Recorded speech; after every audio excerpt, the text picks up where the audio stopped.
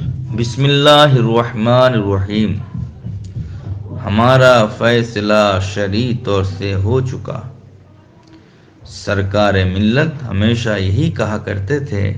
کہ یہ سب الزامات مجھ پر غلط ہیں، صبر کرو، میرا غوث فیصلہ کرے گا۔ حضور تاج الشریعہ علیہ رحمت و رضوان کے موقف کے علمبردار مفتیان نظام کا 3 روزہ سیمینار میں غور و خوض اور بحث و تمیز کے بعد باتفاق رائے کفر و ضلالت کے احکام کا اٹھا لینا اور آپس میں شیر و شکر کی زندگی کاٹنے کا حکم شرع نافذ کرنا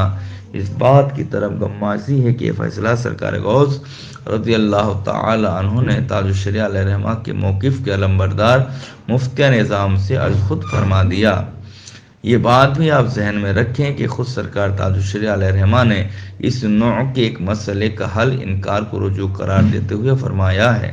تفصیل کے لیے فتاویٰ تاج الشریعہ کتاب الصلاۃ ملاحظہ کریں۔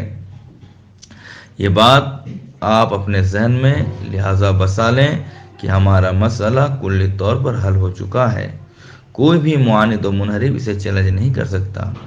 رہی بات فیصلہ شائع کرنے میں تاخیر کیوں ہو رہی ہے، تو اس کی وجہ یہ بھی ہے، سن لیں۔ رضوی قادری فاؤنڈیشن کے اہم رکن سیٹ عبدالغنی کا کہنا ہے کہ جب ہمارا 34 سال کے اختلافی مسئلے کا حل بریلی شریف سے منسلک خدا ترس بزرگ علماء کے ذریعے ہوا ہے، ہم اس فیصلے کی کاپی کو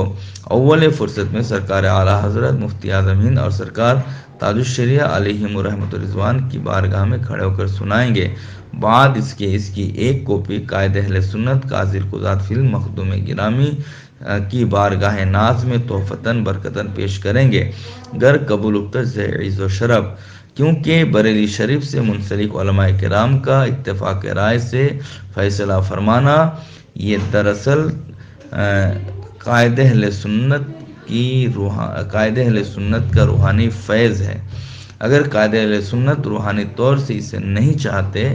تو مفتیان کرام اتفاق رائے سے کبھی بھی اسے حل نہیں کر پاتے، یوں ہی حل کرنے میں کامیاب نہیں ہوتے۔ لہٰذا ہمارا مسئلہ حل ہو چکا ہے، کفر و ضلالت کا حکم مرتفع ہو چکا ہے، ہمیں مزید تصدیقات و تائیدات کی قطعاً حاجت نہیں ہے، کیونکہ اس مسئلے کا حل تاج الشریعہ کے دربار سے منسلک بڑے مفتیان نظام نے فرما دیا ہے۔ پھر بھی ہم مزید کچھ تائیدات حاصل کر کے اسے پوسٹر کی شکل میں حاصل کریں گے۔ اگر کوئی شخص کہتا ہے کہ فلاں کی جب تک تائید نہیں ہو جاتی ہم اسے نہیں مانیں گے، تو ان پر اول وقت میں لازم ہوگا کہ شرعی طور سے اس بات کو ثابت کریں۔ نمبر 2، ہم یہ جو فیصلے کیے ہیں کسی کو منوانے کے لیے نہیں بلکہ یہ ثابت کرنے کے لیے کہ نسیم سرکار پر جو الزام تھا وہ الزام اٹھ چکا ہے، اب معاملہ کلیئر ہو چکا ہے، ماننا نہ ماننا یہ ہمارے دل کی بات ہے، ہر ایک کو مرنا ہے، ہاں اہل ایمان پر اسے ماننا لازم اور ضروری ہے، اور جو اہل ایمان میں سے نہیں ہے وہ مانے نہ مانے ہمیں اس سے کوئی مطلب نہیں، کوئی غرض نہیں، کچھ فرق نہیں ہے۔